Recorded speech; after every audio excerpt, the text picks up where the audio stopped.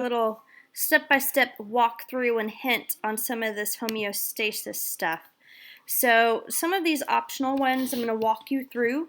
Remember, with the homeostasis, you have your receptor, your control center, and your output, your effector. So like in this one, scenario 4, in your optionals, okay, I have an increase detected.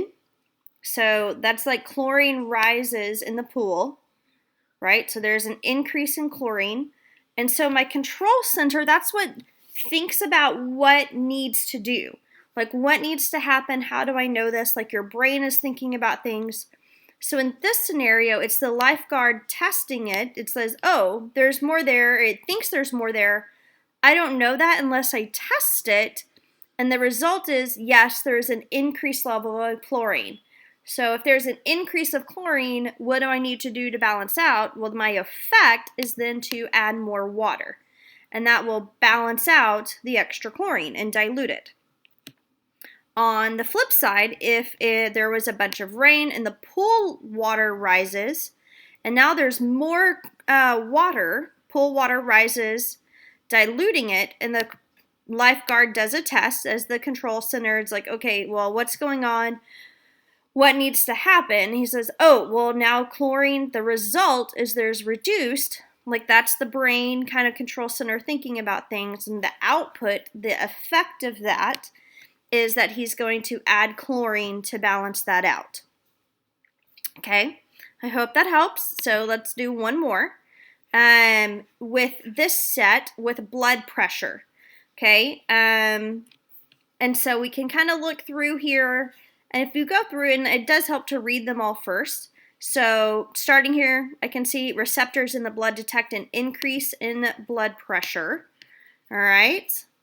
And even if you don't know offhand, I can already know, okay, well, this one tells me my receptors detect a decrease. So let's go ahead and move it over here so it's out of my way for my options. So I have those two set, pretty sure on those.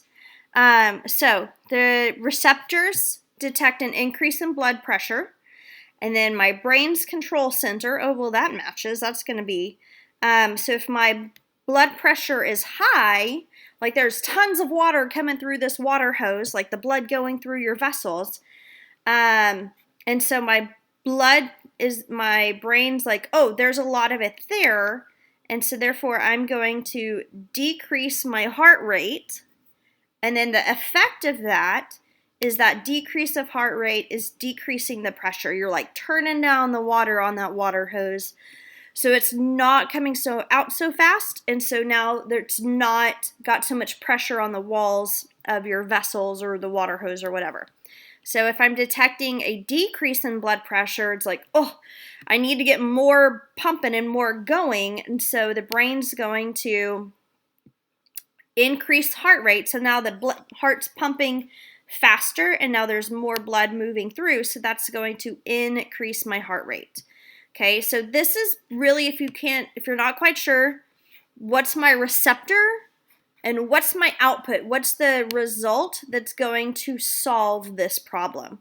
Okay, so that's going to kind of help you, let me just send this to the back real quick. That's just going to help you figure out these in order. So use that, try these others on your own. This one, I gave you a little hint on what things do. And then this one, I did also go back through and change the wording a little bit, just to give you a hint.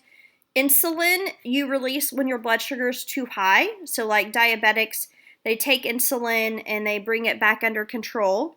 And then glucagon is what you release when your blood sugar is too low and you need more blood sugar.